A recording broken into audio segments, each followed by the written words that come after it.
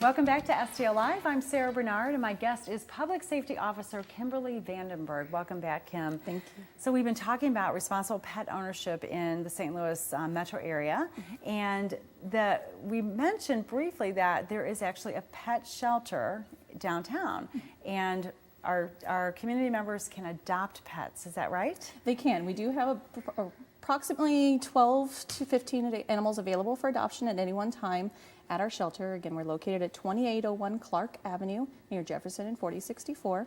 And our adoptions are actually facilitated through Stray Rescue of St. Louis. It's a great partnership we have with them. And so anyone who's interested in adopting one of our animals would need to contact Stray Rescue through their website, or they can call them at 314-771-6121 and inquire about an adoption application. We also do have paper copies on hand. And you just would fill out the application. Feel free to meet one of our dogs, like Dingo here, who is available for adoption. Oh, hear that, Dingo? Dingo is a 7-year-old Carolina dog that's currently available with us at the shelter. Probably one of our senior dogs. She's the kind of dog I would like. She's very calm.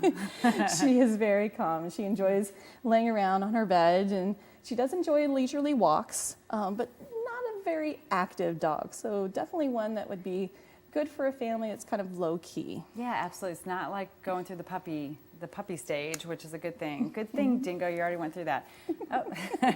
So the animals that are in the shelter, so obviously they're found in the city. So let's talk about that. If you find an animal or if you lose an animal, what are the steps that you take? Let's start with if you find an animal. If you find an animal in the city, there are a couple options that you can do. You can bring it to the shelter at our facility. What we can do is we can scan it for a microchip and see if there's a microchip implanted.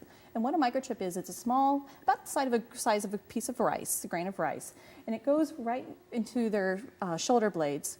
And that is using RFID technology. It allows to have owner information saved on that chip. What we do is we contact the company, and they're able to give us the information from a regry to contact the owner. What percentage of pets have that, would you say?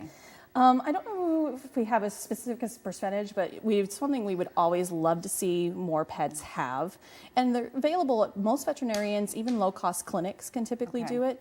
The price range, for low-cost clinics is typically around $20. So it's a small price to make sure your pet can find its way home. So it's a good idea when you get a pet to get the chip right away when you get their first vaccinations, let's say. Exactly. Yeah. And it's also very good that if you ever were to move or change your telephone number, to contact that chip company and update the record. Okay. There are times that we do have pets brought into our shelter that have a microchip, but the owner has not updated their information. And so it makes it very difficult to try to reach them. Right. So if you find a lost animal, bring them to the shelter, and then you all will know what to do at that point. Exactly. What we'll do is we'll try to reach out to the owner as much as possible, and if it comes in and does not have a chip and is there's no contact from an owner, we'll evaluate the animal, the dog or the cat, and hopefully make it available for adoption like Dingo is here.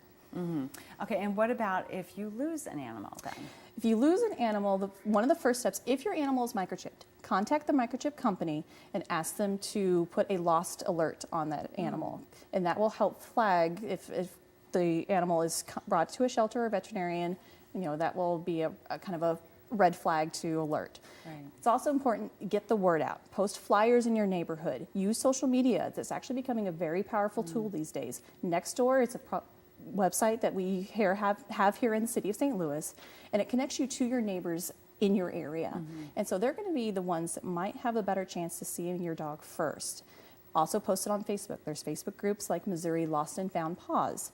They have a group of people that will patrol certain areas and hopefully reunite pets with their owners. Yeah, so hopefully now with social media and all these sites you're talking about, pets are being reunited more quickly with their families. So thank you so much, Kim, for coming in today. And if you have any more questions about pet ownership rules in St. Louis, or if you find a lost animal, call the Department of Health at 314-612-5100.